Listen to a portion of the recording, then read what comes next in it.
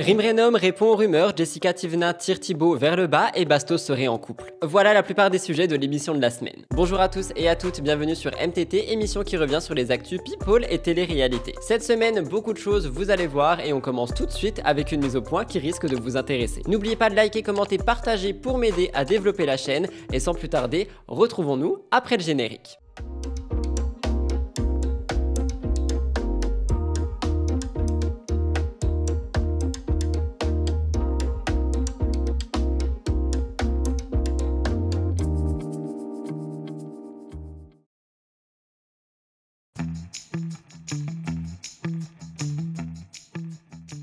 Comme la semaine dernière, nous commençons MTT cette semaine avec une petite mise au point. Je voulais revenir avec vous sur 3 choses, la première étant MTT Influenceur. C'est l'émission que vous avez tous et toutes découverte il y a une semaine, lundi. Et c'est l'émission qui revient sur les actualités d'Internet, des influenceurs, des influenceuses, des créateurs de contenu. Je suis tellement reconnaissant de l'accueil que vous avez donné à cette émission qu'effectivement, elle va continuer dans le temps. Il y a juste un petit changement. L'émission MTTI ne sortira plus le lundi, mais le mercredi. J'en ai discuté très rapidement en privé avec des abonnés, j'en ai aussi parlé avec mon conjoint et surtout avec la team Twitch. Et on s'est dit que de cette manière, vous aurez le temps de regarder MTT le dimanche jusqu'au mercredi pour ensuite découvrir MTTI. Ne vous inquiétez pas, il y aura une enquête entre le dimanche et le mercredi et entre le mercredi et le dimanche. Deuxième petit point sur lequel je voulais également vous remercier et sur lequel je suis super reconnaissant, ce sont les likes de la semaine dernière. La semaine dernière, j'ai pris quelques secondes pour vous expliquer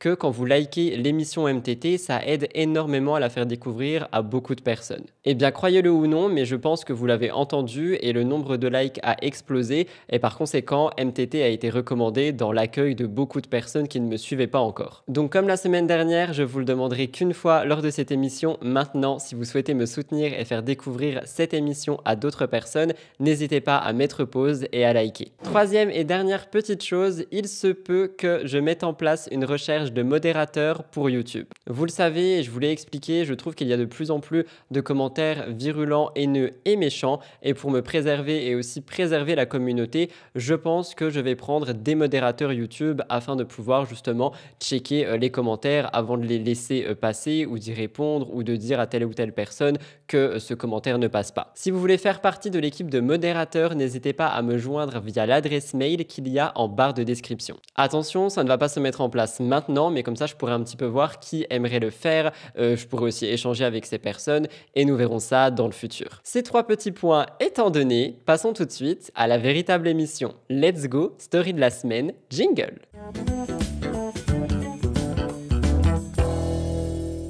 Pour la première story de la semaine, cette semaine, je vous parle de Maeva Genam. Maeva Genam a été mise dans une polémique étant donné que, comme vous le savez, elle soutient la Palestine et on est également au courant que certaines marques sont en ce moment justement à cause de ce qu'il se passe en Palestine. Maeva Genam avait dit avoir boycotté une marque, Coca-Cola, et pourtant dernièrement, elle s'est affichée en story avec des canettes dans son frigo. Alors attention, je ne suis pas du tout là pour lui jeter la pierre à elle ou peu importe, je vous rapporte juste que les internautes ont été assez choqués, voire déçus, et que ça a fait beaucoup de bruit. La story de la semaine, comme les 2 suivantes, ont été prises sur le compte d'UmpFR. Je vous laisse regarder, vous me direz ce que vous en pensez dans l'espace commentaire. Oh, il y a Asmar qui est là. Oh, m'a fait les courses et tout, les filles. Regardez, tout bien rangé. Aïe, merci mon bébé. J'ai soif. Ah ouais, il y a tous les courses que j'aime. Oh, ma soeur. Elle m'a manqué, mon...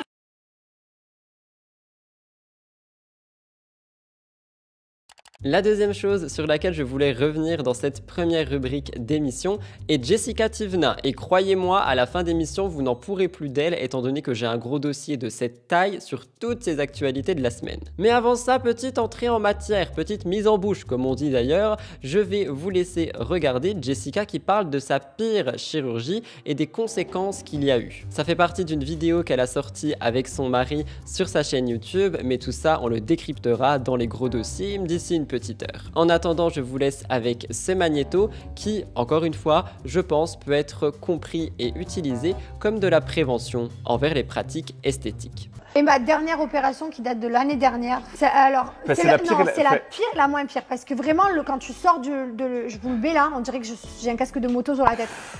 C'est pas marrant. Non, quand tu sors du bloc, t'es vraiment un œuf de Pâques. Genre vraiment, on dirait que tu t'es fait tabasser à la boxe, quoi. Alors qu'en fait, ça va très vite dans la récupération. Genre au bout de 3 semaines, t'as plus de marque, t'as plus rien, t'es dégonflé. Déjà au bout de 2 jours, ça. En fait, elle est choquante au début, mais après. Je suis venu te chercher comme ça, que j'ai vu cette tronchasse, j'ai dit mais qu'est-ce qu'elle a fait? Ouais. Donc ce que j'ai fait, je vous explique, je vous mets les photos. J'avais des plis au niveau des joues. J'ai la peau comme mon père, on a la peau fine. Mon papa aussi, il a des plis sur le côté des joues et j'ai sa peau à lui en fait. J'ai pas une peau ferme et tendue. D'où le fait que j'avais des plis ici au niveau des joues. Donc ce qu'il a fait, c'est qu'il m'a coupé là et il m'a fait un genre de mini lift là où il a retendu les côtés des joues. Voilà. Alors celle-ci, je peux dire que je la regrette un petit peu. J'ai des migraines depuis ça. J'ai perdu de ma vision depuis ça. Alors le chirurgien il dit que ça n'a rien à voir, etc. Je dis pas que c'est à cause du chirurgien, pas du tout. Je dis que depuis cette opération-là, j'ai eu des problèmes de vision, chose que je n'avais pas avant. Des fois, il va m'arriver d'y voir flou. Alors peut-être que c'est tout simplement mon téléphone parce que je suis trop sur les réseaux sociaux et que le téléphone c'est mon travail. Je sais pas. Je sais juste que quand je suis sortie de cette opération, j'avais les yeux tirés. D'ailleurs, j'adorais. Ils étaient bien tirés au début, c'était trop beau. Et après, petit à petit, ça se détire, quoi. Donc là, mes yeux ils sont moins tirés. Voilà, ils sont un peu revenus comme ils étaient.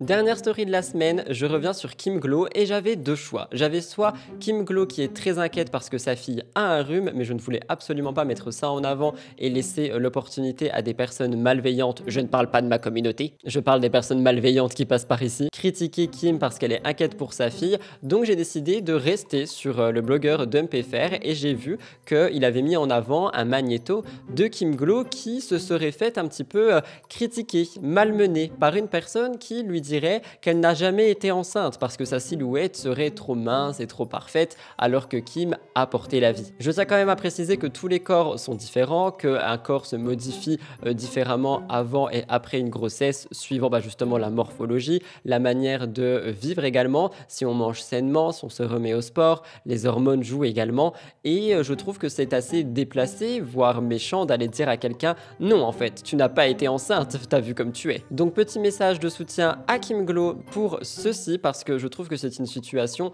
qui ne se fait absolument pas. Je vous laisse écouter. Vous me direz ce que vous en pensez dans les commentaires et je sais que Kim Glow ne fait pas l'unanimité, mais j'espère sincèrement que vous serez d'accord avec moi. Je ne supporte plus les gens, c'est officiel. Une meuf, elle se met devant moi, elle me fait c'est pas bien de faire croire qu'on est enceinte et tout, que genre en gros, genre t'as un corps comme ça après avoir accouché, elle me fait c'est pas bien les vraies mères comme moi qui portent l'enfant, les vraies mères comme moi.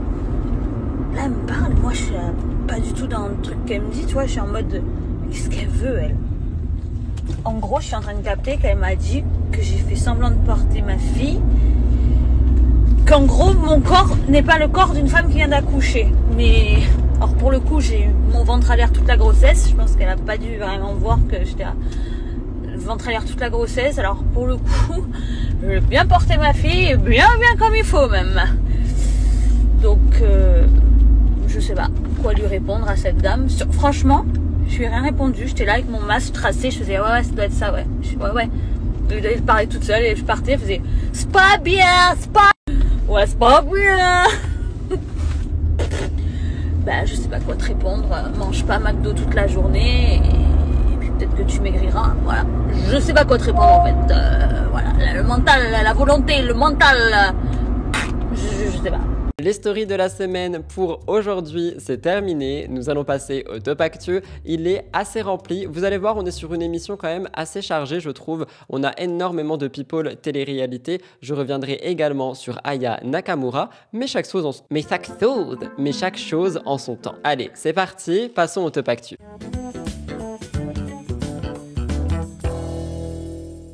Je commence donc le top actu avec Maeva Genam, ce qui rejoint du coup un petit peu ce que je vous ai raconté en story de la semaine. On le sait, le mois du Ramadan a commencé le 11 mars pour les musulmans qui le fêtent et pour cette occasion, les candidats et candidates reviennent aussi un petit peu sur leur parcours et sur notamment leurs artifices. Je vous parle ici de Marine Elimer et de Maeva Genam qui ont décidé de retirer tout ce qui était superficiel. Déjà, nous rappelons que lundi 4 mars, Maeva Genam avait avait dévoilé une opération de chirurgie esthétique. Rappelez-vous, elle voulait retrouver des fesses normales. Il y a énormément de personnes qui ne voient pas de différence et surtout Maeva a été critiquée étant donné que apparemment elle porterait des fausses fesses, une sorte de prothèse que tu mets et que tu enlèves qui justement gonflerait son derrière. Donc beaucoup de personnes disent que c'est assez dommage d'avoir fait cette opération si par derrière l'unique but est tout simplement de continuer à avoir un gros fessier. Mais bon, ici, le ramadan a commencé et Maeva Genam l'utilise pour retrouver une fois de plus un petit peu de naturel.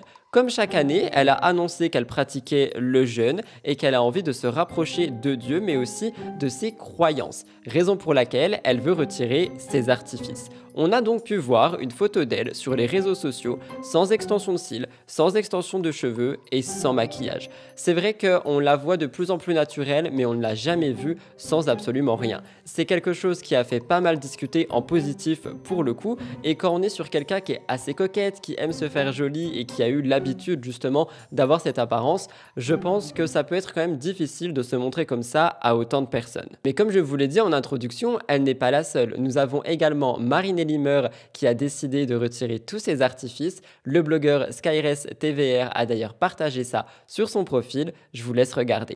Voilà, bye bye les extensions de cils, les extensions de cheveux. J'ai plus Walou, voilà.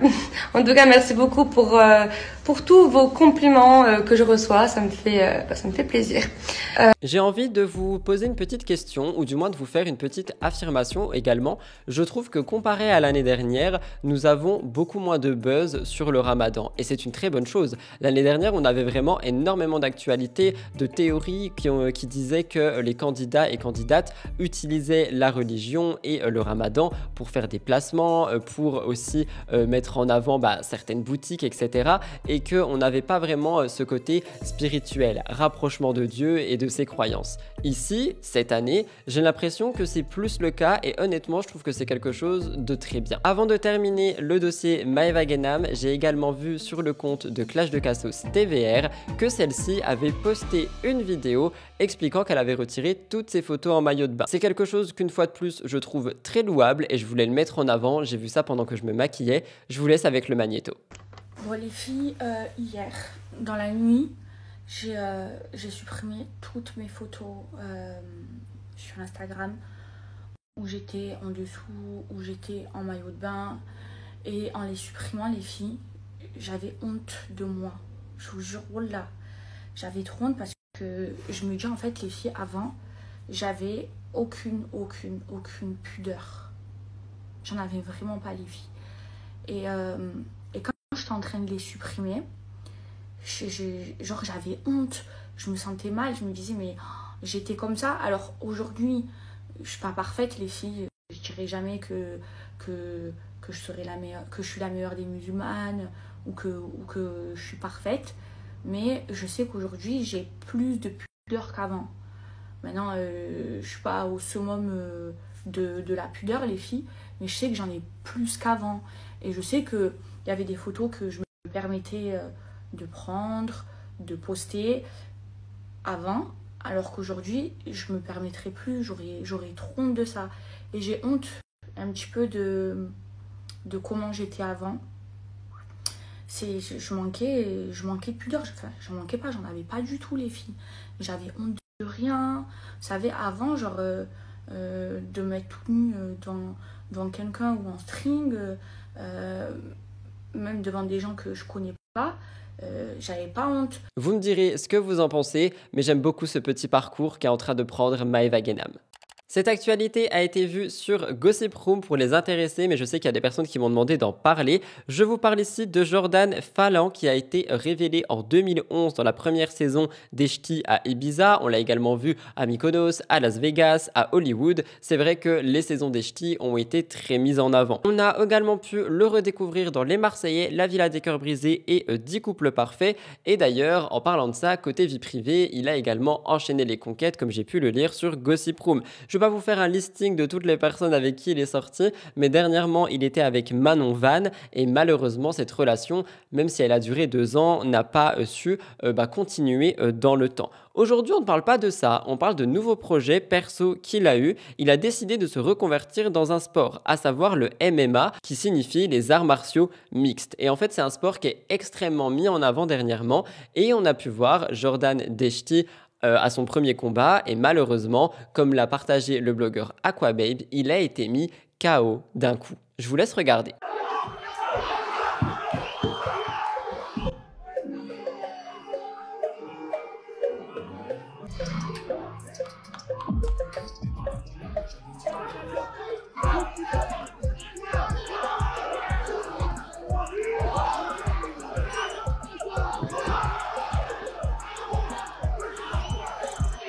Il faut savoir que c'est pas la première fois qu'il fait des sports de combat, mais que celui-ci a l'air quand même très intense. Et j'avais envie de vous mettre ça en avant parce que j'ai l'impression qu'on a de plus en plus de candidats, candidates et même des influenceurs en général, et on en reparlera dans MTTI, qui se mettent au sport et qui partagent leurs pratiques sportives. Et attention, je dis pas ça du tout de manière péjorative, bien au contraire, je trouve que c'est un très bon exemple, surtout si ça permet d'influencer d'autres personnes à se mettre au sport. Par exemple, personnellement, je sors un petit peu de mon script, je suis une influenceuse qui s'appelle Allo Alaya qui s'est mis au running il y a 4 mois et je la suis assidûment et je vais pas vous mentir qu'elle m'a beaucoup motivé à me remettre en forme. Mais ça, on en parle sur ma chaîne Lifestyle dans les vlogs, donc n'hésitez pas à nous rejoindre.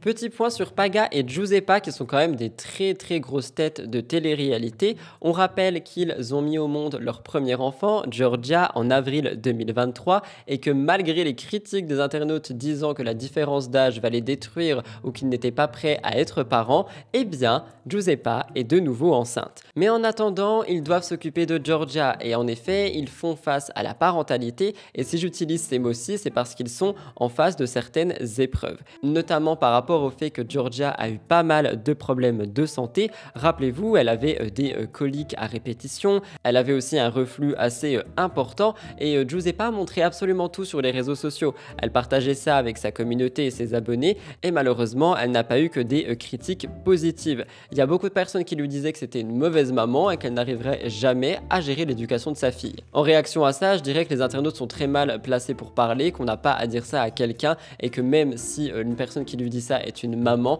les mamans parfaites n'existent pas. Ils découvrent la parentalité, ils font ce qu'ils peuvent avec ce qu'ils ont. Mais voilà, Giuseppa s'est confiée le 14 mars sur Instagram et c'est quelque chose qui a fait beaucoup parler. Elle demande de l'aide aux parents qui sont abonnés à son compte étant donné qu'elle vivrait un véritable enfer. Elle dit « En ce moment, Georgia est désagréable jour et nuit. Le jour, on ne peut plus rien faire avec elle. Elle nous fait vivre un enfer. » Elle trouve aussi qu'elle est pas assez autoritaire envers elle, mais elle se dit que sa petite est trop jeune pour justement être trop autoritaire. Donc elle, en fait, demande tout simplement de l'aide à sa communauté, mais je trouve qu'elle semble très désemparée. Je vous laisse écouter, j'ai pu retrouver ça sur TikTok. Les parents qui peuvent m'éclairer, je sais pas exactement ce qu'on doit faire avec Georgia là en ce moment, qui est, comment vous dire, désagréable jour et nuit.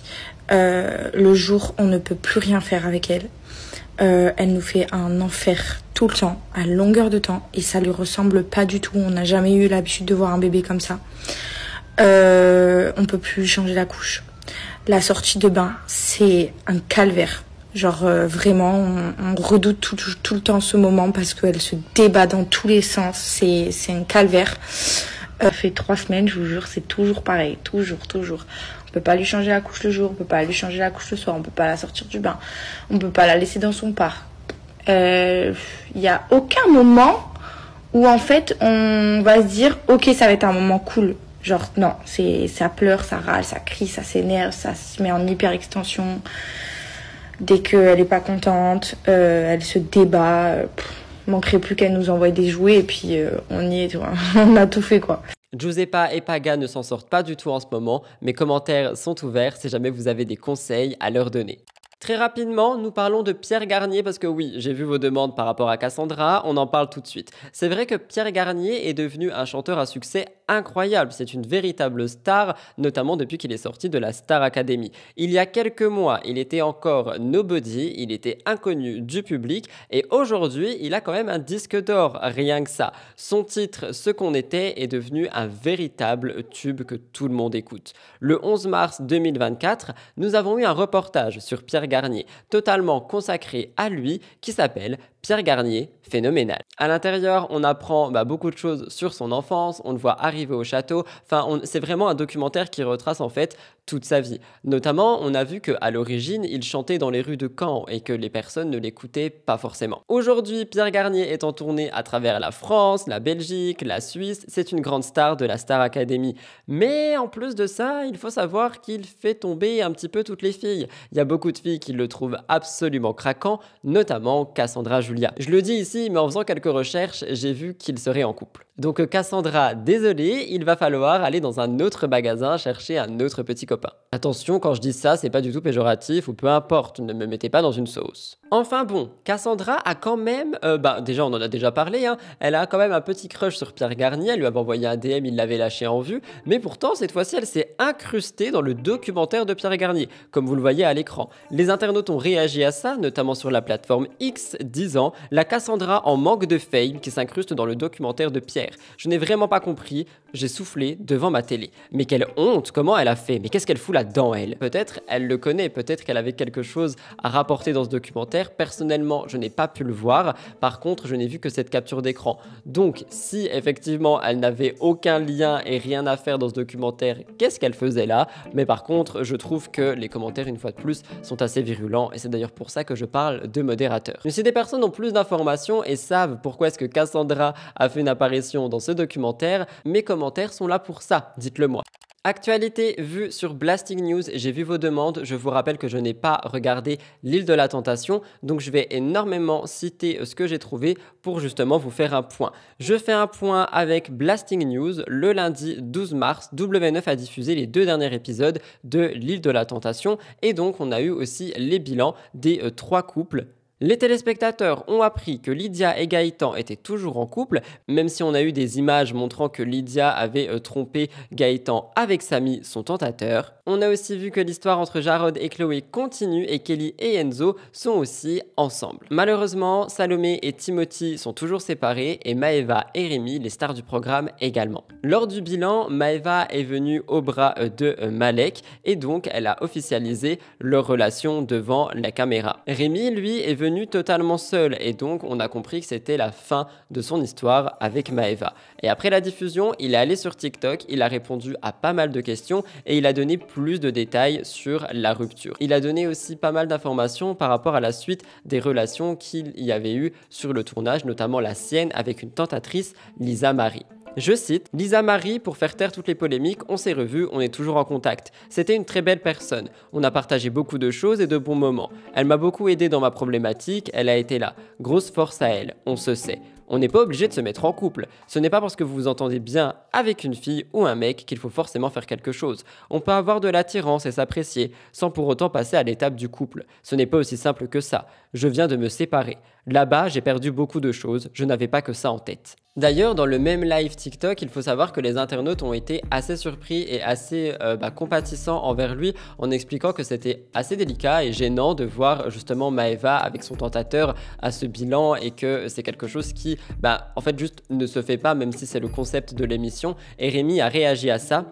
Il a dit « Il a pris ma place dans l'appartement où on était. Il a mis ses affaires là où étaient les miennes. Après, c'est la vie. Ils ne vont pas changer d'appartement. » C'est vrai qu'on dirait pas que la relation a duré 2 ans quand elle fait les choses aussi vite. Tu peux avoir un coup de foudre, mais même sur les réseaux, c'est un peu limite. Qu'ils fassent ce qu'ils ont à faire. Honnêtement, je vous le dis, j'ai pas regardé l'émission, mais j'ai vu du coup un petit peu ce qui a été dit du côté de Rémi, et effectivement, je trouve que c'est quand même assez délicat. Mais malheureusement, j'ai envie de dire que c'est le jeu. Cette émission est là pour ça, l'île de la tentation, et en plus de ça, tout ce qui va être du côté réseaux sociaux, beaucoup de personnes font aussi des émissions de télé pour être mis en avant sur les réseaux sociaux. Donc que ce soit Maëva, Rémi ou même n'importe quel candidat, je trouve que c'est gênant, mais je trouve qu'il fallait s'y attendre si jamais il y avait tromperie et rupture comme ici. Vous me direz ce que vous en pensez, vous me direz également votre bilan par rapport à l'île de la tentation, si vous avez aimé le retour de cette émission, si vous auriez aimé voir d'autres choses, n'hésitez pas, comme je vous l'ai dit, moi j'avais regardé le premier épisode et j'ai absolument pas accroché.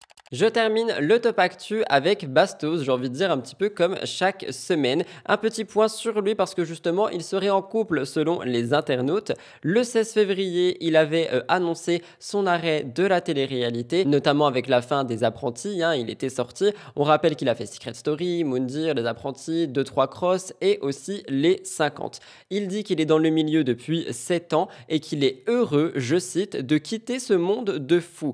Il veut s'élever et donner naissance à quelque chose de plus grand. Je vous avoue qu'en relisant ça, avec un petit peu de recul, je sais pas si c'était taquin, mais je trouve que c'est un peu dommage en fait de dire ça alors que justement pendant 7 ans, on a adoré ce milieu. Bref, il est assez discret sur ses projets professionnels du moment, il dit qu'il en a, mais on sait pas exactement lesquels. Tout ce que je peux vous dire, c'est qu'on le voit énormément sur Twitch. Et en parallèle, comme je viens de vous le dire, l'île de la Tentation a été terminée. Et les internautes se sont posé une question, ce que je trouve assez bizarre du coup quand on a vu le bilan, ils se sont demandé si Bastos ne s'était pas rapproché avec quelqu'un qui était là-bas. Et je vous parle ici de Maeva, la fille dont je viens de vous parler. Donc je sais pas comment est-ce que les internautes sont allés se dire ça, mais non, ils ne sont pas en couple. Par contre, Bastos a bel et bien utilisé cette théorie et cette rumeur pour en parler dans un live Twitch. Il a révélé que Maeva l'aurait dragué en message privé et d'ailleurs, il avait montré le message à l'écran. Maeva n'a toujours pas répondu pour le moment. Normalement, j'ai retrouvé un petit magnéto. Je vous laisse regarder. Je n'ai jamais dit que j'avais envoyé un message à Maë,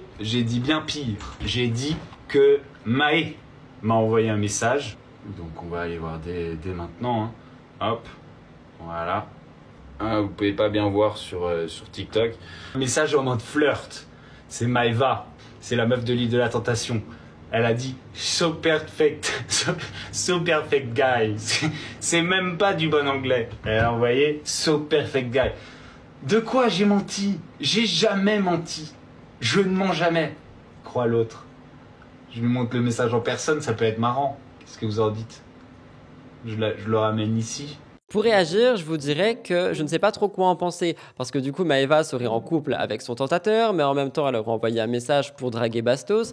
Qu'est-ce qui se passe? Est-ce que tout ceci n'aurait été fait que dans un but, celui de faire du bruit et un peu de buzz? Je ne sais pas. Je profite également de cette actualité pour vous parler de deux choses, parce qu'on me pose énormément de questions par rapport à Bastos, étant donné qu'on ne me voit plus réagir dans les lives, on ne me voit plus forcément parler de lui, etc. Comme je vous l'ai dit, c'est un choix de ne plus trop me mêler à toutes les personnes avec qui j'ai pu être en contact, parce que j'ai envie d'avancer aussi un petit peu seul. Donc il y a des personnes avec qui je parle en privé, il y a des personnes avec qui vous ne soupçonnez même pas que j'ai des contacts, mais j'évite de les afficher, j'ai envie d'avancer pour moi. Deuxième chose, j'ai aussi vu pas mal de questions par rapport à la nouvelle école de la télé-réalité. Alors aux dernières nouvelles, j'avais entendu dire que Bastos voulait que ça soit géré par quelqu'un d'autre et que lui soit là un petit peu juste en tant que présentateur. Malheureusement, pour le moment, je n'ai rien vu de plus par rapport à ça. Donc j'espère que ce projet est toujours d'actualité, étant donné qu'il y a quand même des gens qui ont donné un petit peu de leur temps pour le casting, etc. Si vous avez des infos que j'ai loupées, n'hésitez pas à me les donner. Voici donc pour le top actu, j'espère sincèrement qu'il a pu vous intéresser. On va se retrouver immédiatement pour le cœur actu rempli de 9 actualités qui sont extrêmement chargées. Je vais beaucoup rester sur mes notes parce que vous allez voir que j'ai tourné cette émission un petit peu différemment. Je vous ai ramené beaucoup de contexte à chaque début d'actualité pour vraiment resituer la personne, vous expliquer un peu qui elle est. Donc j'espère que le côté un peu lecture ne vous dérangera pas, mais je trouve que ça fait quand même plus professionnel au niveau des actus. Allez, c'est parti, je vous laisse avec le jingle, cœur actu, let's go!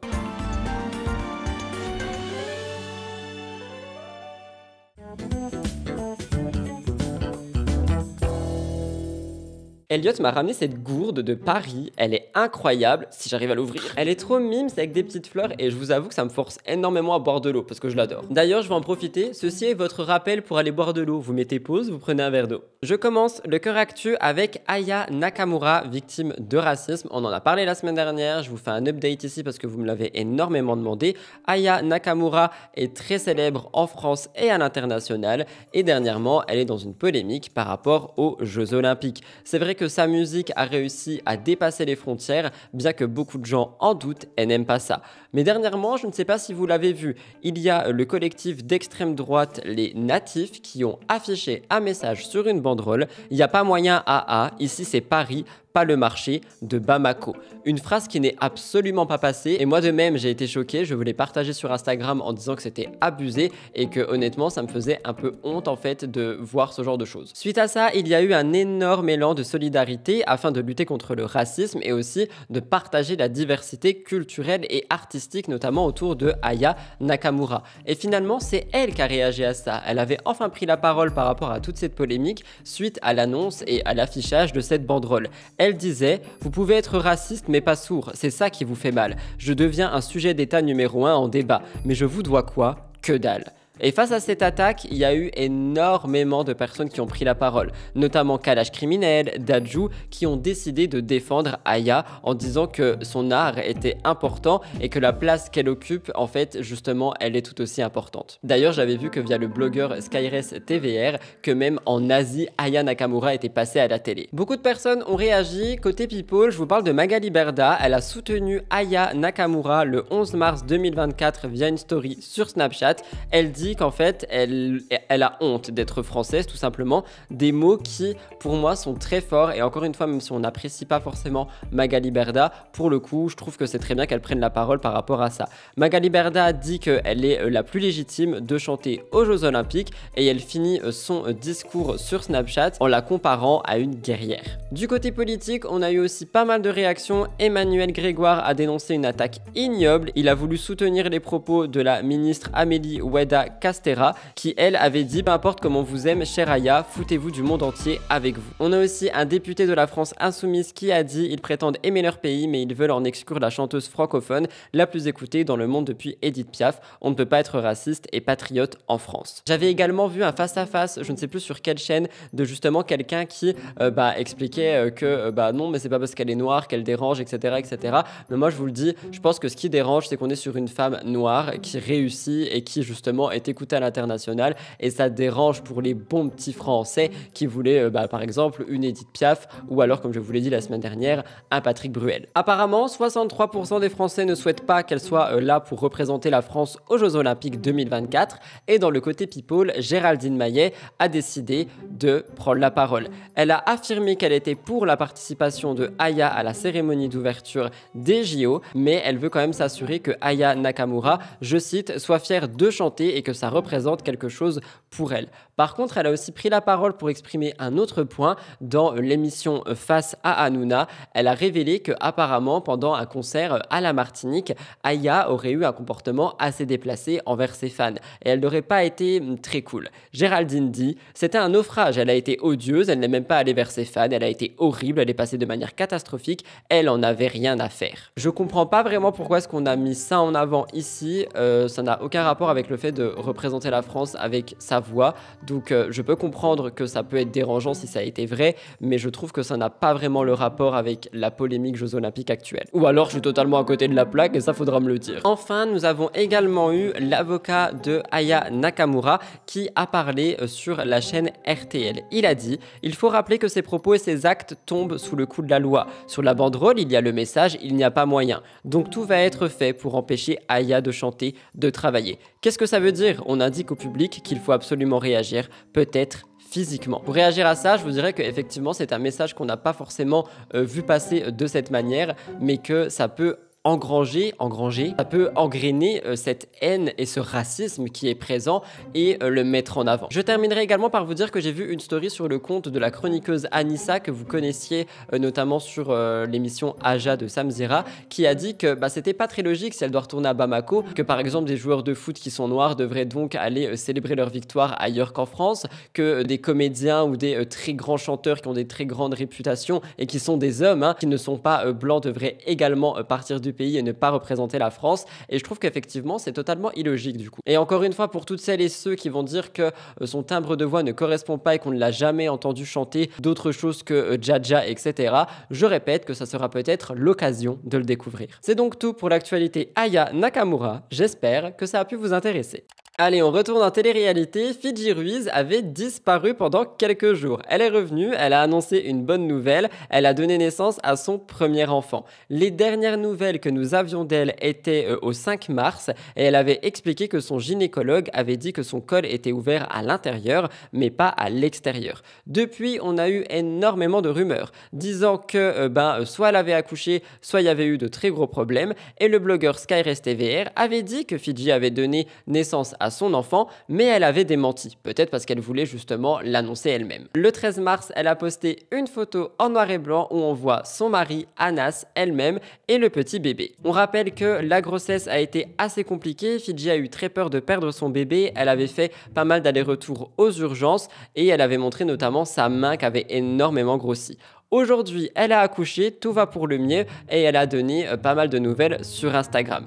Elle a donné notamment le prénom de son fils, j'espère que je ne vais pas l'écorcher, Suleiman, qui fait le plus grand bonheur de ses parents. Et pour celles et ceux qui ne le savent pas, c'est un prénom qui a une connotation musulmane et qui est très symbolique, étant donné qu'il correspond au plus grand prophète de l'islam. Donc encore une fois, comme avec Ilonagos par exemple, je trouve qu'on est sur un prénom qui a une très belle signification et je trouve que c'est magnifique. Mais j'espère vraiment que je ne l'ai pas écorché. Fidji a également pris la parole, elle annonce être aux anges, elle a décrit un accouchement très long, elle s'est filmée et elle a expliqué en fait tout ce moment, je vais vous laisser écouter dans un instant. Elle dit que les moments après l'accouchement sont assez étranges parce qu'on est rempli de bonheur mais en même temps on est fatigué, on a un soulagement mais on est épuisé. Mais quoi qu'il en soit, pour Fidji et Anas, la rencontre avec leur enfant a été magique et les deux sont sur un petit nuage. Elle a d'ailleurs pris la parole et dans une vidéo que j'ai pu retrouver, on voit des petits soins qui sont en train d'être faits. Je vous laisse regarder.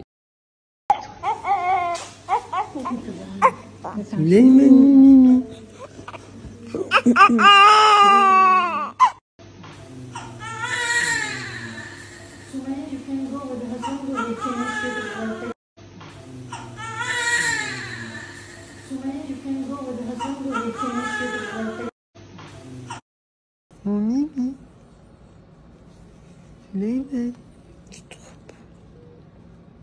Et finalement, elle dit en écrivant, je cite, « Bébé Suleiman est là, papa a coupé le cordon. Je suis dans un bonheur absolu, des sentiments inexplicables tellement ils sont puissants. » Quelque chose que j'ai remarqué, c'est que, vous l'avez vu sur la photo, on voit donc le bébé, mais pourtant le visage est déjà caché. Et je trouve que c'est très bon signe parce que je trouve que Fidji protège quand même énormément sa vie privée et peut-être qu'elle protégera l'identité de son bébé. Quoi qu'il en soit, on est sur une très belle connexion et un début de parentalité qui a l'air magnifique. Je suis très content pour eux et j'espère sincèrement que tout se déroulera bien. Je leur envoie toutes mes ondes positives, beaucoup de félicitations et j'ai hâte pour eux qu'ils découvrent cet amour inconditionnel qui a toujours été mis en avant par les nouveaux parents et j'espère que tout se passera pour le mieux. Toujours dans les mamans et les enfants, je vous parle de Mila Jasmine. Elle a fait beaucoup parler cette semaine. C'est une influenceuse qui est beaucoup suivie, notamment sur Instagram. Dernièrement, elle prenait la parole expliquant qu'elle allait souvent parler en anglais maintenant, notamment pour élargir son audience, parce qu'elle est à Dubaï, qu'elle a beaucoup d'abonnés anglophones et non pas anglais, comme je l'ai dit la semaine dernière. Merci de me l'avoir fait remarquer. Et c'est vrai que plus le temps avance, plus Mila est une influenceuse beaucoup écoutée, beaucoup respectée. D'ailleurs, lorsqu'elle avait annoncé qu'elle voulait parler en anglais, il y a beaucoup de gens qui ont dit que c'était l'influenceuse la plus légitime à le faire. Légitime de le faire. Anyway. À côté de ça, elle avait aussi annoncé qu'elle ne voulait jamais montrer le visage de son fils, du moins pas pour le moment, comme ça les abonnés restaient envers elle respectueux et bienveillants. C'est un choix qui est totalement compréhensible et c'est pas moi qui vais lui jeter la pierre, hein. Je suis le premier à vous dire qu'il y a énormément de danger au fait d'exposer son enfant à outrance sur les réseaux sociaux, que en plus de ça, quand t'es influenceuse, influenceur, tu peux te prendre vraiment des critiques sur la moindre chose, déjà qu'on voit pas le bébé et que tout le monde disait qu'il était trop gros ou je sais pas quoi, alors imaginez si jamais elle montrait sa tête. Et lorsque Mila filme son enfant, parce qu'elle le filme quand même, elle fait toujours en sorte de cacher sa tête avec un emoji, de le mettre de dos, etc., etc. Et dernièrement, on a vu une petite vidéo où Mila est avec un enfant. Et du coup, il y a beaucoup de personnes qui ont pris des captures d'écran et qui lui ont envoyé, qui lui ont dit « Mila, attention, tu n'as pas caché Mani, tu l'as montré et par conséquent, c'est trop tard, l'information est en ligne et tout le monde va en parler. » Alors attention, Mila a pris la parole et elle a dit qu'il ne s'agissait pas de son enfant. Suite à ça, on a donc eu une énorme polémique expliquant que Mila n'avait pas à montrer les enfants des autres si jamais elle ne voulait pas montrer le sien. Et elle a expliqué qu'elle avait tout simplement demandé l'autorisation aux parents de cet enfant pour savoir si elle pouvait le montrer ou non. Et que, encore une fois, je trouve que les internautes vont beaucoup trop loin et cherchent un petit peu la petite bête pour piquer bien comme il faut une influenceuse. Donc Mila a pris la parole, je vais essayer de flouter la vidéo ou du moins la tête de l'enfant étant donné que moi je fais en sorte de ne pas les montrer au complet. Mais je le redis encore une fois ici, si jamais parfois vous voyez des têtes d'enfants et des têtes de bébés dans mes vidéos, ce n'est pas que je le fais exprès, c'est que j'ai oublié. Il faut absolument penser à tout et parfois ça m'échappe. Il y a énormément d'actualités, il y a énormément d'images. Donc je vous laisse regarder. Quand je me suis réveillée, j'ai vu plein de messages qui m'ont dit « Mila, t'as partagé Mani, Mila, j'ai cru que c'était Mani ». Bon, après, il y a les gens qui ont lu et qui ont vu. De toute façon, j'avais pas du tout la même couleur de peau, j'étais bronzée, j'avais des ongles, j'avais les fossiles, etc. Mais bon, c'est vrai que ça aurait pu être une photo avant avec Mani. Et du coup, je vous ai trouvé tellement mignonne parce que j'ai eu tellement de messages. Mila, t'es obligée de cacher la tête de Mani, Mila. Il y a une personne, elle a essayé de m'écrire, mais genre 40 fois aussi sur Instagram. Et voilà, je me rends compte que j'ai une team, mais tellement gentille, tellement bienveillante. Une fois, sans faire exprès, j'avais partagé une photo de Mani et franchement, j'étais trop dégoûtée. Et il était à l'aéroport, enfin, on était dans l'avion et tout, l'un à côté de l'autre. Et franchement, au bout de peut-être 2-3 minutes, j'avais réussi à supprimer très rapidement. Et franchement, Dieu merci, la photo, elle a jamais fuité. Mais c'est vrai que je cache toujours mon fils. Et du coup, vous avez tellement cru que c'était mon fils que vous m'avez envoyé toutes des messages, mais trop mignons, trop bienveillants. Ce n'est pas tout, elle est aussi revenue sur les dégâts qu'il y a eu dans sa maison. On en parlait la semaine dernière, des pluies qu'il y a eu à Dubaï, des très fortes pluies qui ont provoqué pas mal de dégâts, notamment dans les villas. Et Jas Correa n'était pas la seule à avoir une piscine chez elle. Mila Jasmine a partagé des photos et des vidéos de sa maison. Elle n'est pas aussi ironique que Laurent l'a été et a nagé dans son salon. Et elle montre sa terrasse, on voit des murs qui sont fissurés. Ces fissures sortent des câbles, on a de la peinture qui est écaillée. Son jardin est détruit, la pelouse est inondée, la piscine est pleine à ras-bord et Mila était très inquiète par rapport à ça. J'ai pu retrouver un magnéto sur le compte TikTok de Exclu TV que je vous laisse écouter. Et mon ventre gargouille, I'm so sorry. Regardez la terrasse et le mur, il est tout ficelé. Regardez le parterre, l'herbe, c'est abusé. Même là, regardez, le mur, tout s'est arraché. Ma piscine, elle va être inondée, je vous montre.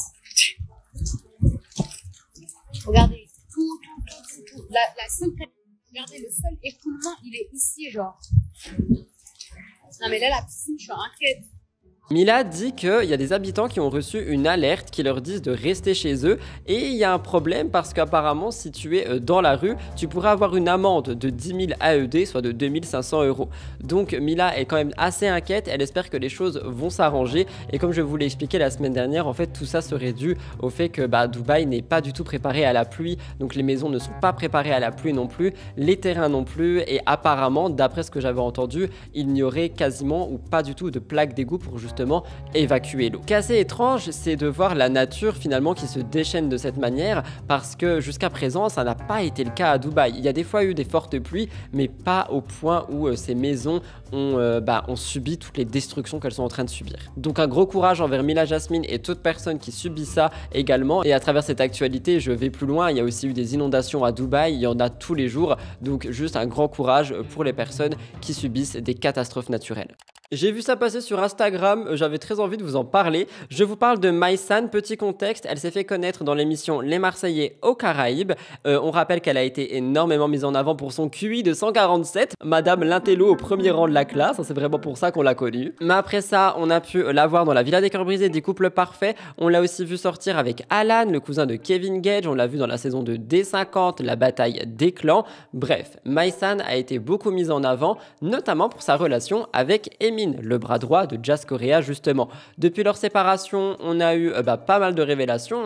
Maïsan avait révélé avoir été enceinte et puis Emin l'aurait menacée. Je vous avais fait une enquête là-dessus, mais on avait pas mal de personnes qui avaient pris la parole, notamment des blogueurs. Aquababe qui disait « J'ai eu connaissance d'un groupe WhatsApp où il y avait Emin, la mère d'Emin, un peu tous les membres de la GLC et malheureusement ils intimidaient et menaçaient Maïsan. » On en avait parlé, Maïsan était en pleurs, c'était une situation qui était vraiment compliquée. Je vous renverrai à ma très grosse vidéo enquête de 40 minutes qui revient sur toute cette histoire. Bref, depuis, Mai-san, elle est totalement ailleurs, elle semble être passée à autre chose et prochainement on va la découvrir dans The Power. Et justement, apparemment, selon les internautes, elle serait un petit peu en crush avec Gabriel qu'on a pu découvrir dans Love Island et également actuellement dans Les Apprentis Aventuriers 7. Apparemment, ils auraient passé une soirée ensemble suite à la première du premier épisode The Power. Donc pour vous expliquer, tous les candidats de l'émission se sont retrouvés pour découvrir le premier épisode ensemble. Et d'ailleurs, petit aparté, mais j'ai vraiment hâte de cette émission parce qu'au départ, moi je vous avais un petit peu expliqué ce que c'était,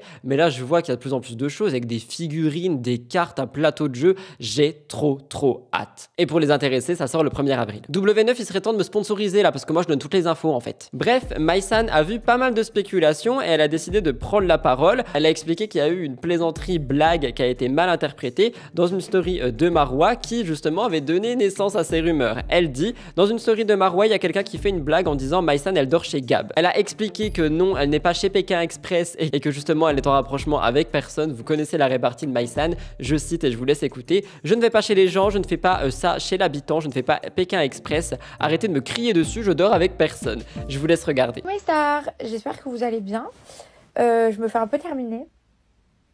Parce que hier, dans une story à l'avant-première, je crois que c'est dans une story de Marwa, il y a quelqu'un qui a fait une blague en disant ouais, Mai-san, elle dort chez Gab, nanana. Mai-san, elle passe la nuit avec Gab et tout. Et du coup, vous êtes en train de m'engueuler de fou en me disant ouais, t'as pas honte de dormir chez un homme, nanana. Et que ce soit bien clair, je dors chez personne, personne dort chez moi, je dors avec personne, personne dort avec moi. C'est bon? Voilà.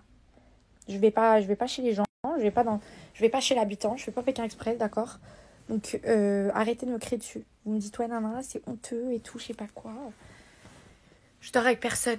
Je crois pas que je sois obligée de me justifier sur ça. Je n'ai jamais dormi avec Gab, je ne vais pas chez les gens. C'était une blague. Marwa a fait une blague. Un calembour, une galéjade, un truc rigolo quoi. Donc arrêtez de me crier dessus s'il vous plaît. Voilà. Je suis dans mon lit, je dors en diagonale, il n'y a pas la place pour qui que ce soit. C'est une dinguerie.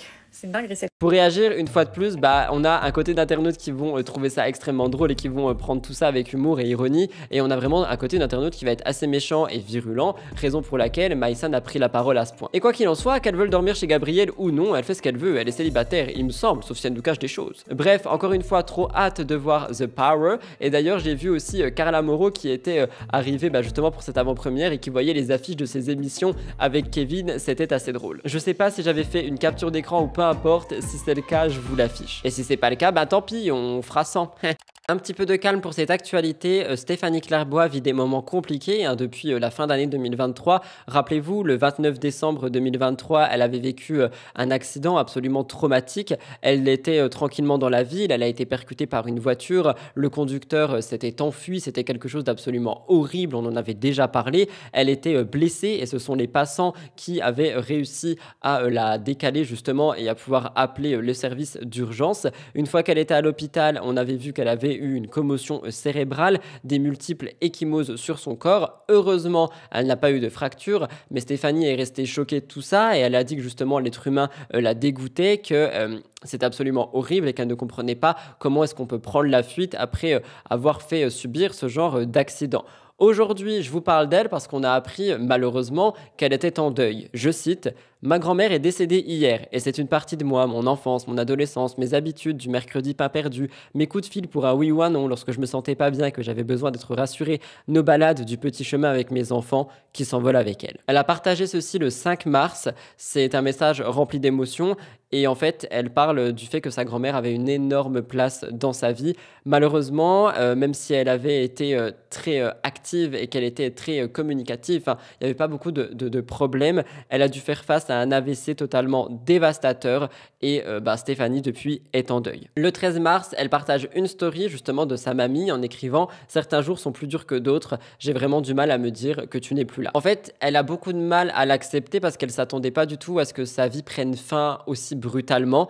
Et le 5 mars, quand elle a annoncé ça, elle avait également annoncé prendre une petite pause des réseaux sociaux pour se ressourcer, rester auprès des siens et justement ne pas être connecté à Internet, mais connecté au monde réel. Si je vous partage cette actualité, c'est pour vous rappeler une fois de plus que la vie est très courte, que malheureusement, parfois, elle nous joue des tours et qu'il faut vraiment profiter de chaque instant. Donc j'envoie énormément de courage, d'amour et de soutien à Stéphanie Clairbois que j'apprécie énormément depuis sa venue dans Secret Story justement, et ça m'a beaucoup touché de voir ça, donc je voulais quand même le partager, le mettre en avant, envoyer mes condoléances et beaucoup de soutien et d'amour.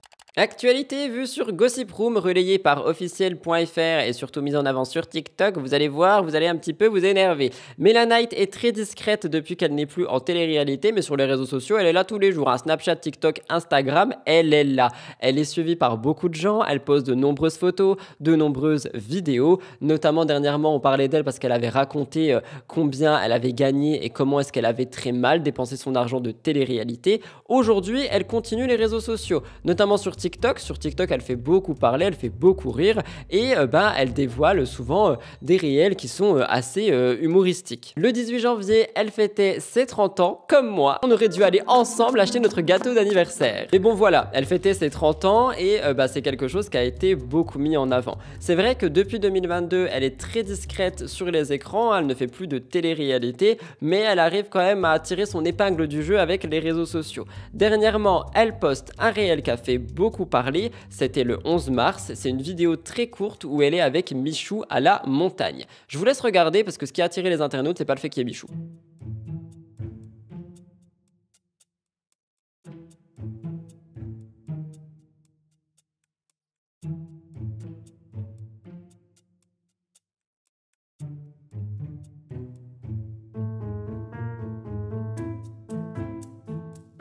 Vous avez vu la vidéo? Eh ben écoutez les commentaires. Oh le coup de vieux, je suis choqué. Le coup de vieux il est terrible. Sans maquillage on dirait qu'elle a 45. Non mais les tremblements de terre là, sérieux, faut arrêter avec les portes messieurs dames. Sans maquillage on dirait qu'elle a 45 ans, même pas, on dirait qu'elle en a 50. Vous l'avez donc compris, Mela Knight a été énormément critiquée sur son physique et sur son âge, alors qu'elle n'a pas 45 ans. Elle a donc un petit peu pété un coup de gueule et elle a eu raison, elle a remis les barres sur les T et les points sur les I. Elle a fait un TikTok le lendemain, le 12 mars, qui justement montre qu'elle est assez en colère par rapport à tout ça.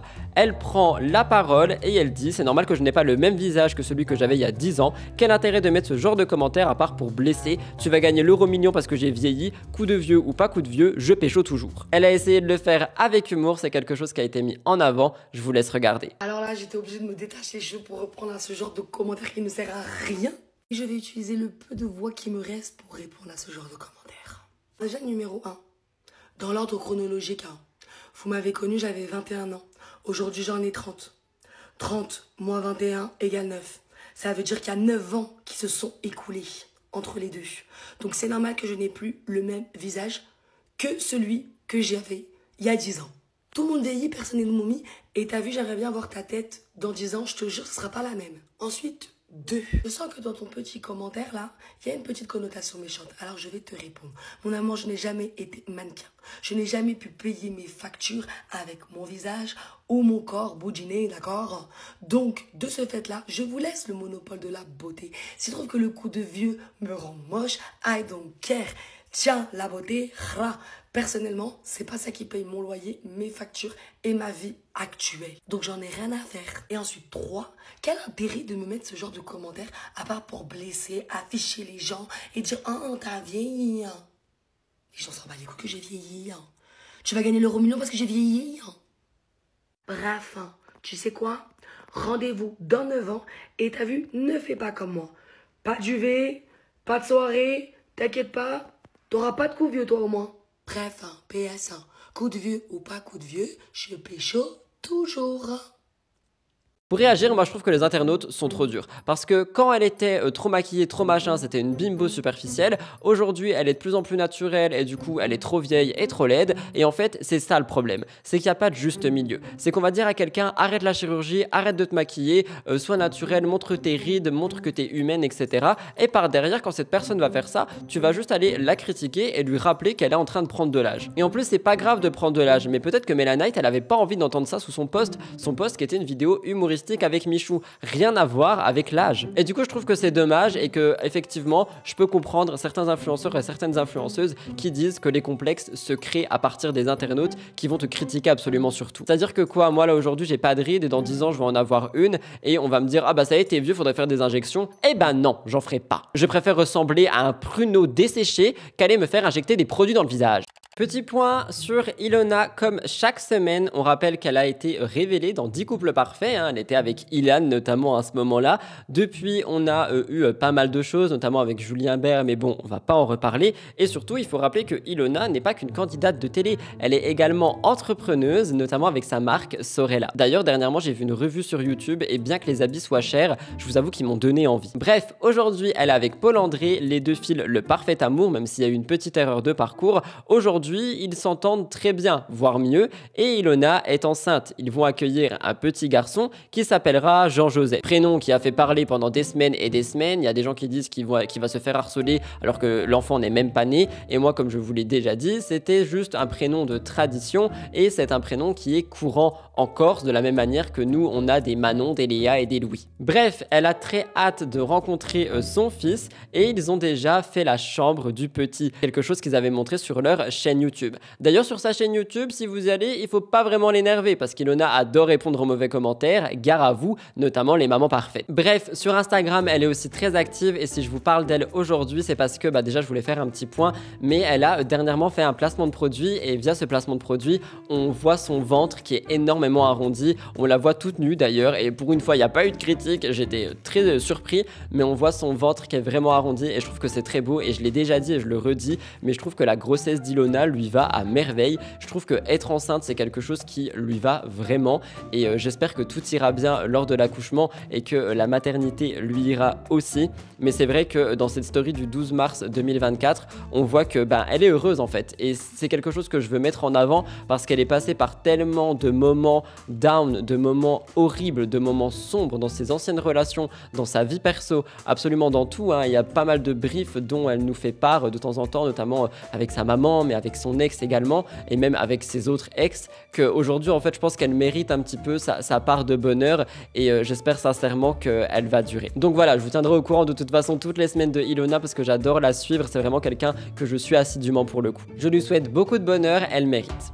Je termine le cœur actu avec les révélations de Camille Froment. Je vous ai fait une énorme enquête dessus au début de la semaine, n'hésitez pas à aller voir. L'année dernière, Camille Froment s'exprimait sur sa vie amoureuse et sur son quotidien de mère célibataire. On rappelle qu'elle avait eu une relation avec le rappeur Dadino, mais que malgré ça et malgré le fait qu'ils aient eu une fille en 2021, le couple n'a pas duré. Et il y a eu des raisons assez sombres à tout ça, à en croire Camille. On parle de violence conjugale, on parle de violence verbale, des choses qui sont assez catastrophiques. Je rappelle le 3919 si jamais vous avez besoin de parler à quelqu'un. Et elle a pris la parole par rapport à tout ça et ça a choqué un petit peu tout le monde sur internet et Dadino n'a pas aimé qu'elle en parle. On rappelle qu'il avait révélé des audios dits compromettants où Camille aurait fait de la sorcellerie, lui souhaitant la mort, etc. Je vous ai tout mis en avant dans mon enquête de début de semaine et d'ailleurs j'ai fait, j'ai pas envie de dire une gaffe, mais j'ai dit que souhaiter du mal était bad karma. Mais il est vrai qu'on m'a un petit peu remis à ma place et on m'a dit que quand on te fait subir autant de mal, tu peux pas forcément souhaiter du mal et le faire, mais tu peux penser du mal et c'est totalement humain. Et c'est un petit peu ce que j'aurais aimé dire, mais je ne l'ai pas dit et du coup je le dis ici. Je rejoins un petit peu ce que vous dites dans le sens où effectivement si tu as été frappé, violenté, etc., tu vas forcément penser à du mal, mais tu peux y penser sans y passer à l'action. Je dis juste que souhaiter la mort de quelqu'un, pour moi c'est quand même une très grande limite, mais effectivement je pense que Camille avait tous les droits de vouloir se tirer de cette situation. Les deux avaient commencé leur relation en septembre 2019, il y avait eu pas mal de ruptures et puis de retours ensemble. Ils ont été séparés pour de bon en 2022. Elle avait porté une plainte pour violence conjugale en 2021 et aujourd'hui elle a repris la parole chez Samzira le 11 mars 2024. Elle est revenue sur les nombreuses disputes qu'il y avait eu, sur les tromperies répétées de son ex, notamment au cours de sa grossesse. Elle dit que c'était la personne qu'elle a le plus aimé mais en même temps qui lui a fait le plus de mal. Je vous laisse écouter. C'est la personne qui m'a fait le plus de mal, mais c'est celle que j'ai le plus aimée dans ma vie. Vraiment. Et tu sais, des fois... je voulais pas pleurer. Des fois, lui, il me dit que... Enfin, il me l'a déjà dit que je l'ai pas aimé, mais je te jure, je l'ai vraiment, vraiment aimé. Je l'avais dans la peau, même. Dans la relation, je me souviens ce que je ressentais pour lui. Je le ressens plus pour personne, tu vois. Je sais pas si je pourrais le ressentir encore, parce que c'était vraiment fort. Mais je l'ai vraiment, vraiment, vraiment aimé. Heureusement qu'on a anticipé. Ouais. Je l'ai vraiment, vraiment aimé, je te jure. De tout mon être. Qu'est-ce que ça fait, Camille, d'aimer fortement quelqu'un qui fait preuve de gestes qu'il ne devrait pas avoir? Qu'est-ce qu'on ressent quand on aime quelqu'un qui peut se permettre de te lever la main dessus? En fait, tu te sens... Je sais pas. Tu sais, je pense que quand tout ça se passait, nos disputes et tout, je sais pas. Tu vois, même là, tu me poses la question, j'arrive plus à savoir. En fait, tu ressens rien. Enfin, je sais pas, c'est trop bizarre. Tu te sens vide, tu te sens triste, tu te sens, excuse-moi du terme, mais comme une mère. On a eu donc pas mal de révélations, je vous ai tout raconté début de semaine, et Dadino, lui, il avait décidé de prendre la parole sur son compte Snapchat en expliquant que toutes les personnes qui sont proches de lui ne devraient même plus lui adresser la parole à elle, et surtout en disant « Tu es obligé de te prostituer pour vivre, et ta meilleure solution c'est de parler de moi et de mentir de A à Z. » Et en fait, je trouve que c'est dommage, parce que Camille, qui lui souhaite pas de mal aujourd'hui, qui raconte juste son expérience, justement, je pense qu'elle pourrait aller beaucoup plus loin dans ce qu'elle dit, qu'elle pourrait donner des exemples beaucoup plus détaillés, et je trouve qu'elle est quand même assez respectueuse envers lui, justement parce que c'est le père de sa fille, et parce que comme elle le dit, elle l'a le plus aimé, et lui la compare à une prostituée de par son travail, qui est de se vendre, mais elle ne vend pas son corps. Et à côté de ça, je trouve qu'il est quand même assez violent. Et dire ça de la mère de ta fille, alors que tu sais qu'elle va le lire plus tard, je trouve que c'est horrible. Il avait aussi mis en avant le message d'une fan qui, justement, disait que Camille allait trop loin, nanana, nanana. Franchement, il a fait beaucoup de stories, je trouve, par rapport à ça. Camille, elle a pris la parole sur TikTok parce qu'on lui a posé la question. Ça a été relayé par Skyrest TVR, je vous laisse écouter. Une réaction, pas aussi violente, mais je m'attendais à une réaction pour être transparente avec vous. Ça parle de toi sur Snap, ça parle encore de moi là sur Snap. Vous voyez ça m'a angoissé, ça m'a mis la boule au ventre carrément. Et j'ai pas attendu après lui pour faire du buzz, donc t'inquiète pas que c'est chiant qu'il y ait un enfant au milieu. Exactement.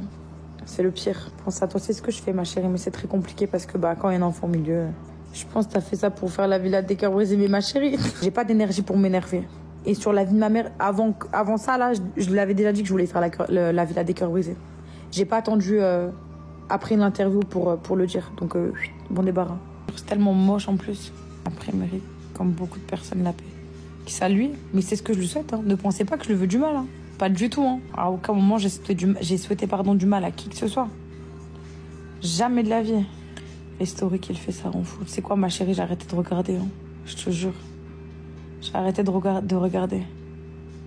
J'ai mal au ventre, carrément. Un gros soutien pour Camille Froment, et j'espère sincèrement que toute cette histoire sera bientôt pour de bon derrière elle, même si malheureusement elle sera toujours liée à lui de par leur enfant. Voilà tout le monde pour le cœur actu. Je vous ai dit qu'il était assez chargé et qu'on avait des actualités très lourdes. J'espère qu'il a pu vous intéresser, vous plaire. Je le redis ici, comme je l'ai dit dans la mise au point, n'hésitez vraiment pas pour aider à liker MTT pour le faire découvrir à d'autres personnes. C'est de cette manière qu'il remonte dans l'algorithme. Les commentaires aussi aident, donc si jamais vous avez quelque chose à dire, c'est le moment. Nous allons nous retrouver pour les gros dossiers de la semaine. Ils sont deux, il y en a un qui est assez court, qui revient sur Rim et toutes les révélations qu'elle a faites, et ensuite on a la dissertation concernant Jessica Thivenin, Thibaut Garcia et tout ce qu'ils ont dit cette semaine. C'est parti, jingle.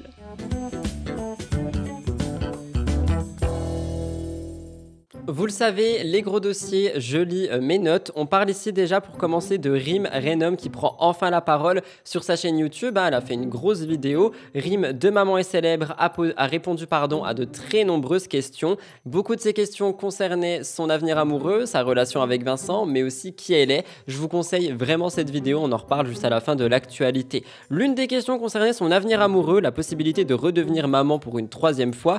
Et c'est vrai que même si beaucoup de personnes adorent répondre aux questions sur Instagram en story, Rim a décidé de le faire sur YouTube et de se confier d'une manière un petit peu plus proche de sa communauté. Elle a fait une vidéo de 16 minutes où elle répond à toutes les questions qu'elle a reçues, et évidemment le sujet Vincent Queijo, sa nouvelle vie à Bali, ses enfants ont été évoqués. Les internautes ont voulu savoir si elle avait l'intention d'avoir un 3e enfant, une question qu'elle ne s'était jamais posée. Elle dit « Je pense que c'est trop tôt pour moi pour répondre à cette question. Comme vous le savez, j'ai vécu une séparation il y a quelques mois. Et sincèrement, je ne me suis jamais posé cette question. Je ne suis pas non plus ouverte à trouver l'amour maintenant. Je prends beaucoup de temps pour moi et pour mes enfants. Faire des dates ou des rencontres avec des hommes, ce n'est pas ce que je recherche aujourd'hui. Ce n'est pas quelque chose qui m'attire. » Elle continue en parlant également de la séparation. Elle dit qu'il faut du temps pour retrouver l'amour et avoir d'autres enfants. Je cite « Je pense que quand on est une femme, c'est différent qu'un homme qui aura tendance à coucher plus facilement avec d'autres femmes.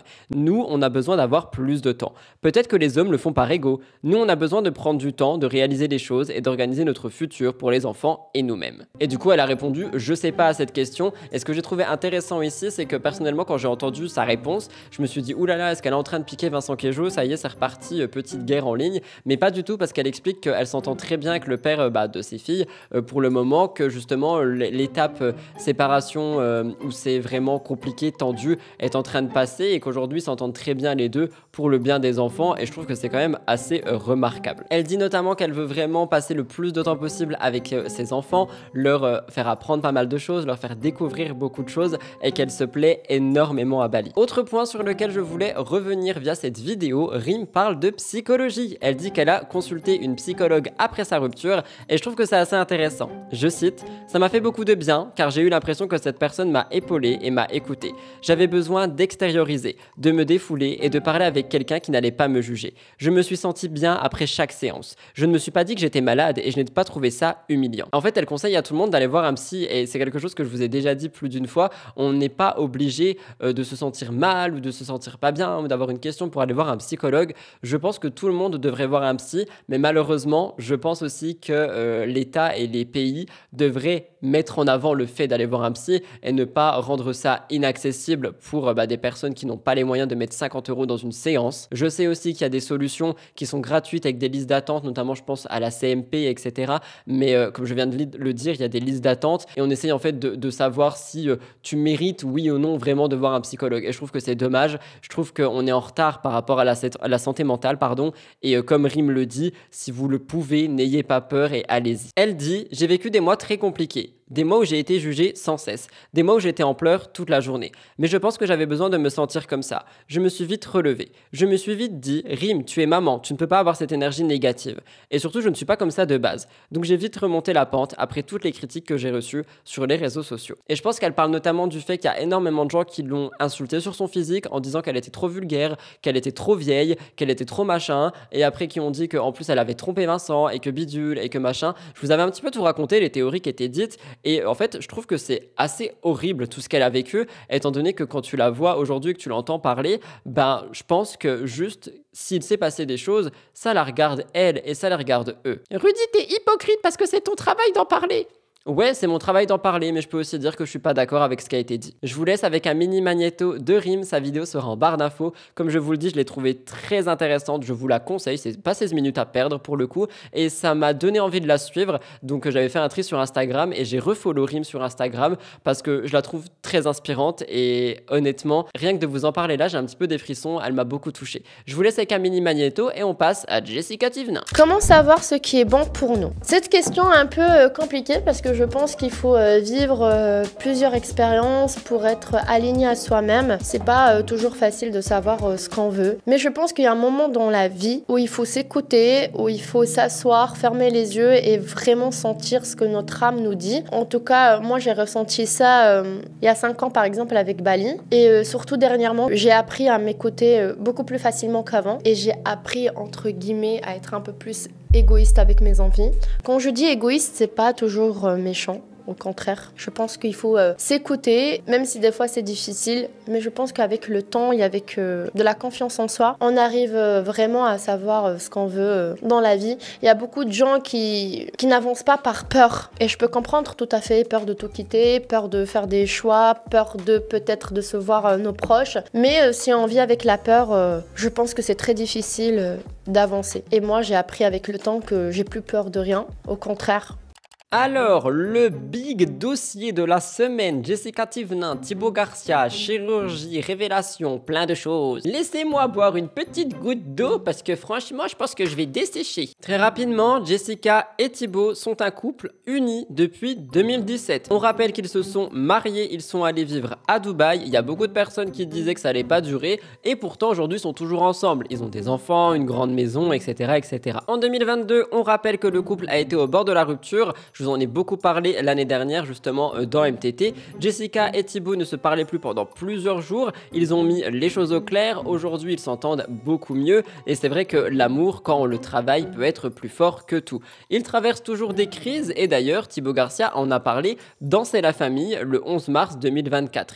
Il a dit que, en fait, c'était pas toujours tout rose et tout beau dans leur couple. Alors pour réagir, c'est comme ça dans tous les couples. Je vais pas épiloguer sur ma vie personnelle et sur ma vie privée. Mais croyez-moi, avec avec Elliot, on traverse aussi parfois des montagnes russes et elles font très peur. Aujourd'hui, les internautes pensaient que tout allait pour le mieux pour Thibaut et Jessica. Eh bien non, il a parlé d'une période assez difficile. Il a dit à Paga et à Giuseppa qui étaient présents qu'il sortait d'une période vraiment difficile et qu'il pensait avoir été victime d'une dépression. Selon ce qu'il dit, Jessica ne l'aurait pas aidé, elle l'aurait tiré vers le bas et il dit à ses amis devant elle, c'est elle qui m'a tiré vers le bas, qui m'a emmené en bas. Ça n'allait pas entre nous, mais ce n'est pas moi qui te tirais vers le bas, c'est parce que toi tu me cassais les Je prenais tout mal parce qu'il y avait quelque chose. Quand quelqu'un est susceptible, c'est que tu lui as fait un reproche, non? Et honnêtement, j'ai trouvé cette séquence assez dure en fait parce que je pense que ce genre de conversation, on peut l'avoir en privé. Pas devant ses amis. Je vous laisse écouter. Ah mais en fait c'est de là la dépression, ça n'est pas dans votre couple. Non, la dépression, elle fait que ça va pas.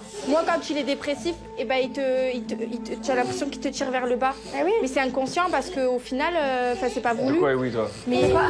De quoi oui toi? Non, mais pas tu tires vers le bas la personne en elle-même, mais ton couple. Forcément, Non, moi j'ai rien tiré vers le bas, c'est elle qui m'a tiré vers le bas qui m'a mené en bas, frère. Quoi? Ça allait pas entre nous, mais c'est pas moi qui te tirais vers le bas, c'est parce que toi tu me cassais les burnes. Ah non, parce que tu prenais tout mal. Non, je prenais tout mal, mais pour que je prenne mal, c'est qu'il y a quelque chose parce que tu es trop susceptible.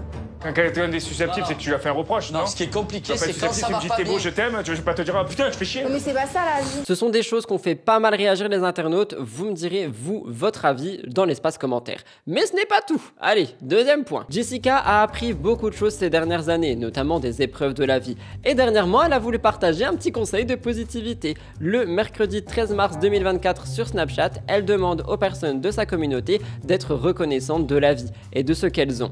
Et elle parle notamment de pas mal de choses. Je cite, « Soyez reconnaissants d'avoir la chance de respirer, d'être en liberté, de ne pas être à l'hôpital avec des problèmes. Transformez les problèmes en positivité. Acceptez-les dans votre vie. Acceptez les douleurs physiques. Acceptez les problèmes et les soucis. Acceptez tout. Quoi qu'il arrive, après les soucis, vient toujours le beau temps. » Des propos qui sont quand même très forts, je trouve, qui sont peut-être d'ailleurs en corrélation avec ce que Héloïse Appel est en train de vivre. Petit aparté, j'en ai pas parlé sur MTT parce que j'en ai parlé sur Twitch et j'ai dit que je n'allais pas épiloguer sur tout ça toute la semaine. Mais je pense que c'est peut-être en résonance avec ça. J'espère que vous allez vous sentir dans cette même vibe. Soyez reconnaissants de rien, genre juste de respirer, d'avoir la chance de respirer, d'être en liberté, de ne pas être à l'hôpital avec des problèmes. Voilà. Peut-être qu'un jour ce sera, demain ça arrivera. On a tous des problèmes à un moment donné dans notre vie. La vie n'est pas toute belle, toute rose. Mais ça fait tellement du bien de se trouver. Et soyez reconnaissants justement de pouvoir vivre ces choses et d'être là, même si parfois elles sont négatives.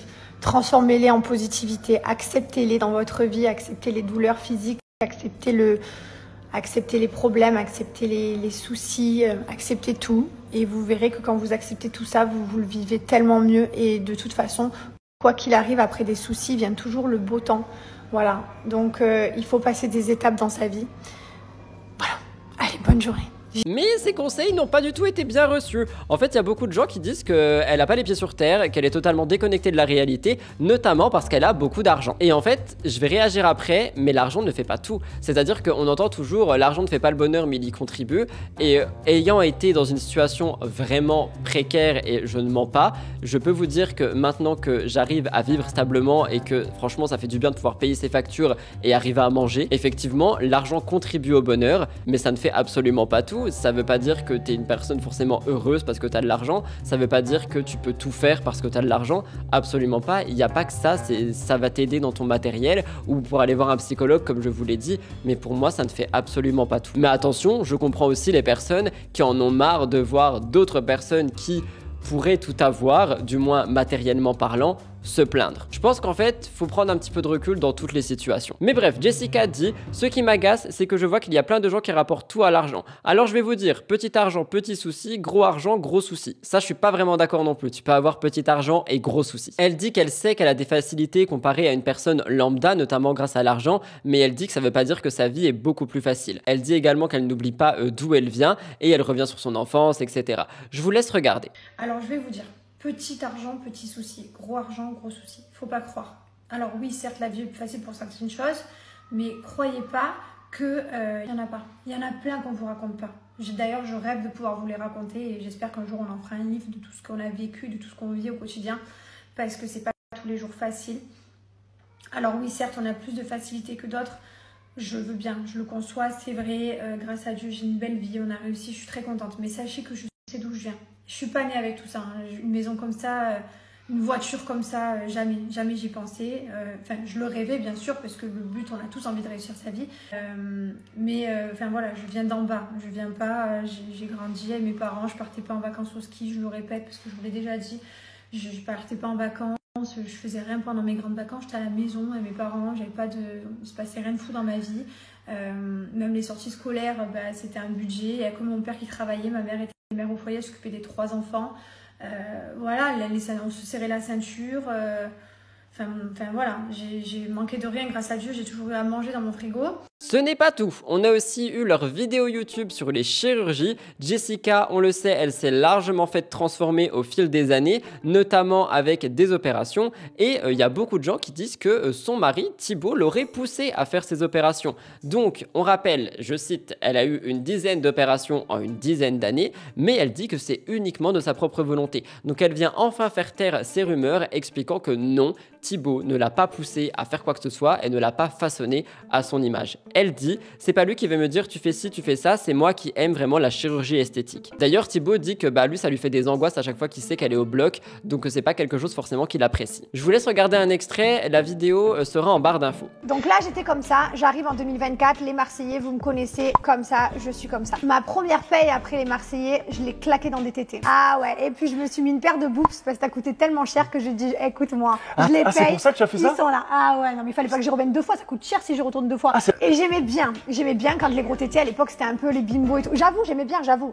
Donc je fais un 85E, chose que je suis très contente au début. Ouais, j'ai mes nouveaux tétés. Il faut savoir que j'étais une planche de profil, j'étais droit, j'avais pas de tétés, pas de cul. Au moins c'était réglé, voilà. Et en fait, ce qui s'est passé, c'est quand j'ai eu des enfants, mes seins sont devenus des espèces de pastèques énormes. Donc j'ai fait une grossesse, 2 grossesses et forcément là maintenant j'ai un peu, j'ai un téton à Carrefour et l'autre à Auchan quoi. Clairement. Ça va. Chérie quand même. Vas-y, montre. Moi, je les aime bien, la vérité.